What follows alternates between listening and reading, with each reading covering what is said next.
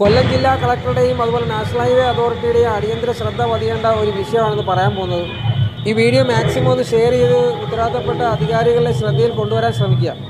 നമ്മളെ കൊല്ലം ബൈപ്പാസിൽ NS ഹോസ്പിറ്റലിൽ സ്ഥിതി ചെയ്യുന്ന പാലത്തറ ജംഗ്ഷനിലെ ഫ്ലൈ ഓവറിൻ്റെ അപ്രോച്ച് റോഡിൻ്റെ ഒരു ഭാഗത്ത് ഇപ്പോൾ ക്രാക്ക് രൂപപ്പെട്ടതായിട്ട് കാണപ്പെടുന്നു.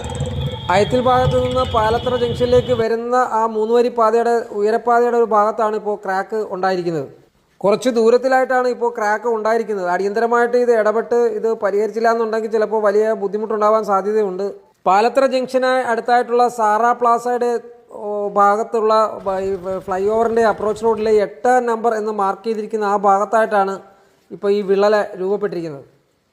ആറിവാൾ വളരെ ഉയരത്തിൽ അടുക്കി അപ്രോച്ച് റോഡ് നിർമ്മിച്ചിട്ടുള്ള ഒരു ഭാഗമാണ് ഈ പാലത്തറ ഭാഗം. മേവറത്ത് പെട്രോളിംഗ് നടത്തിയ പോലീസ് ഉദ്യോഗസ്ഥരെ വിവരം അറിയിച്ചിട്ടുണ്ട്. അവർ വന്ന് നോക്കാമെന്നാണ് പറഞ്ഞിരിക്കുന്നത്.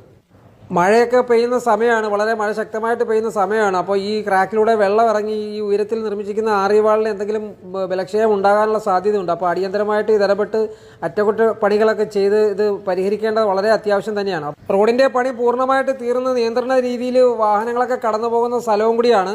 നേരത്തെ ഇതിൻ്റെ കുറച്ചപ്പുറത്തായിട്ട് മാറി നാഷണൽ ഹൈവേ ഇതുപോലെ ക്രാക്ക് ഉണ്ടായതാണോ അറിയത്തില്ല. കുറേ ഭാഗം പൊളിച്ച് രണ്ടാമത് ടാർ ചെയ്ത് മാറ്റിയിട്ടുണ്ട്. അതിൻ്റെ കുറച്ച് ഇപ്പുറത്തായിട്ട് മാറിയാണ് ഇപ്പോൾ ഈ ക്രാക്ക് പുതുതായിട്ട് രൂപപ്പെട്ടിരിക്കുന്നത്. ഏതായാലും അടിയന്തരമായിട്ട് ഇടപെട്ട് ഇത് പരമാവധി വേഗത്തിൽ തന്നെ ഇത് പരിഹരിക്കാൻ നോക്കുക. ഈ വീഡിയോ മാക്സിമം ഒന്ന് ഷെയർ ചെയ്ത് ഉത്തരവാദിത്തപ്പെട്ട അധികാരികളിൽ എത്തിക്കാൻ വേണ്ടി ഒന്ന് ശ്രമിക്കുക.